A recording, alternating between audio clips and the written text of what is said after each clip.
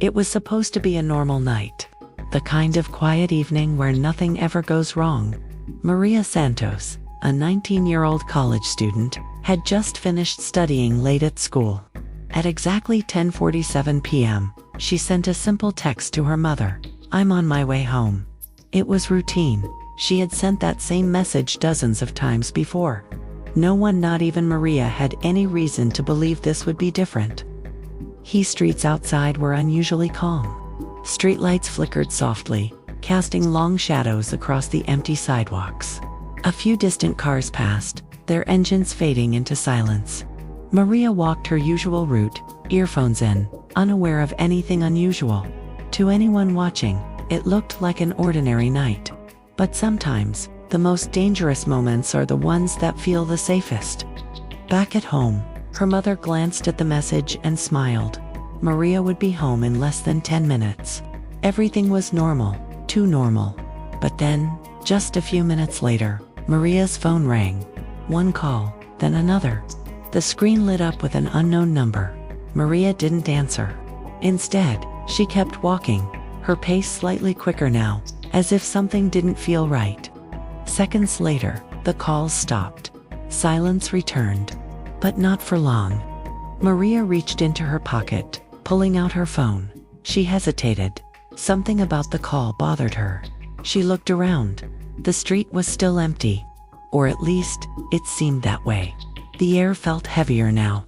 The kind of silence that makes your instincts whisper that something is wrong. At home, her mother tried calling her back. The phone rang once, twice, then suddenly cut off. No answer. She tried again. This time it didn't even ring. The line was dead. A strange feeling settled in her chest. It wasn't panicked, not yet, but it was enough to make her uneasy. Maria always answered. Always. Something wasn't right. Meanwhile, somewhere along that quiet street, something had changed. The calm was gone. The stillness had been broken, but no one was there to witness it. No screams echoed. No footsteps ran. Just silence. The kind of silence that hides everything. The kind that keeps secrets. Minutes passed. Then more. Maria never arrived home.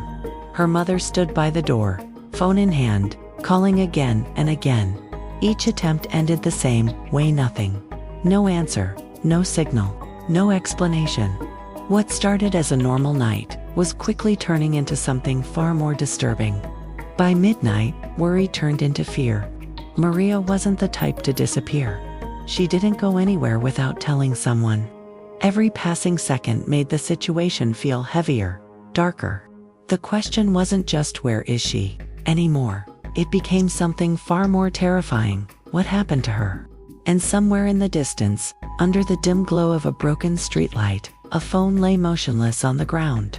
The screen was cracked, but still faintly glowing. The last message still visible: "I'm on my way home." A sentence that now felt unfinished. A promise that would never be kept. That night marked the beginning of a mystery that would haunt everyone who heard it. Because Maria didn't just go missing.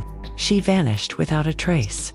No witnesses, no clear evidence. Just one message, a few missed calls, and a silence that no one could explain. The next morning, the city woke up like nothing had happened. Cars moved, walked, and life continued. But for Maria's family, time had stopped. By sunrise, her mother had already called relatives, friends, even classmates. No one had seen her. No one had heard from her.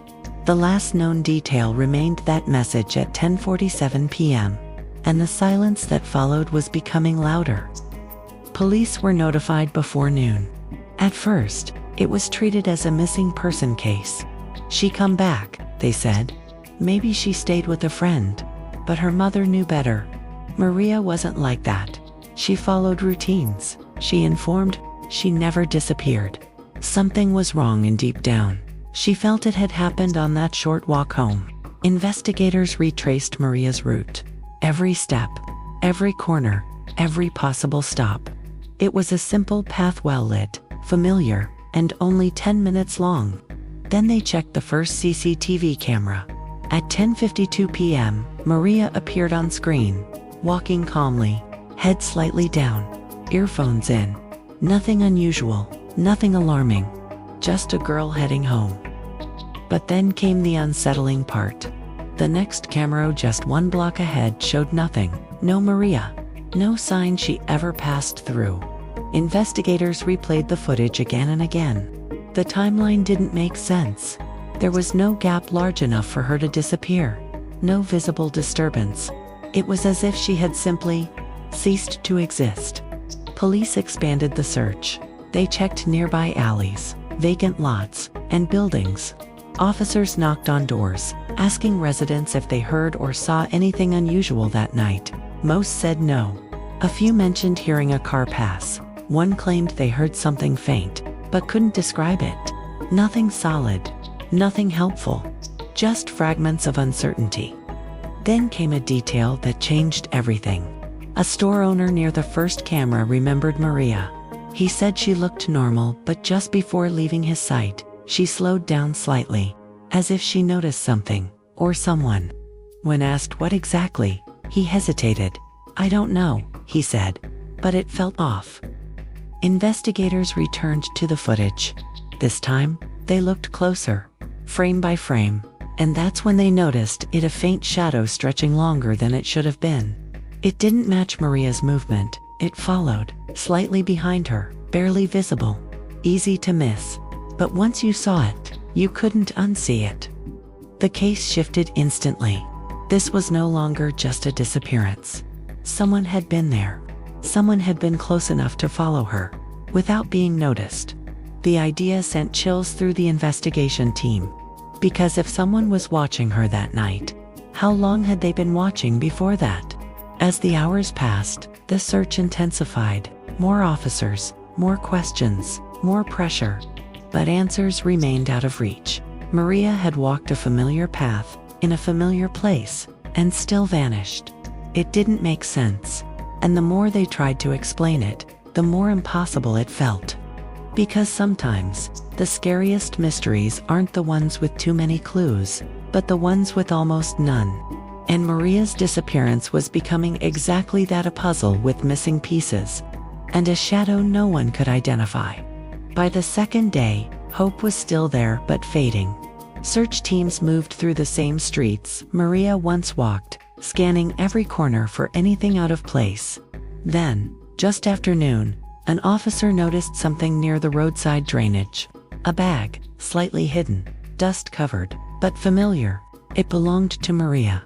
Inside the bag, everything seemed untouched. Her wallet was still there, cash intact.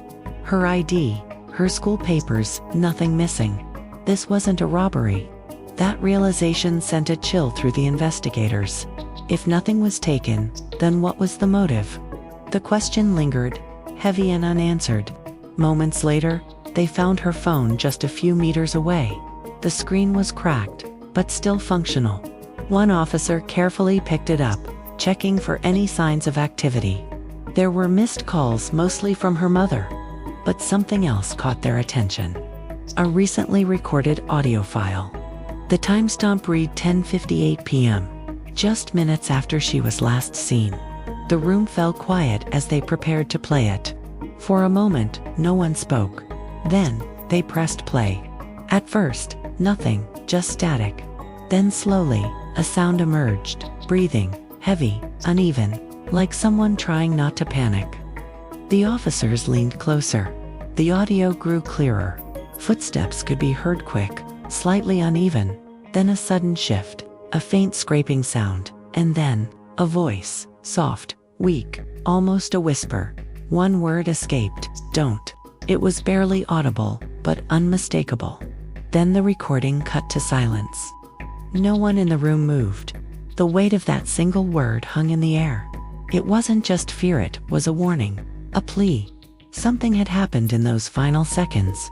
Something no one had witnessed, but was now partially captured in that recording. Investigators replayed the audio again and again, each time trying to catch something new. A background noise, another voice, any clue. But there was nothing more, just breathing, footsteps, and that one word.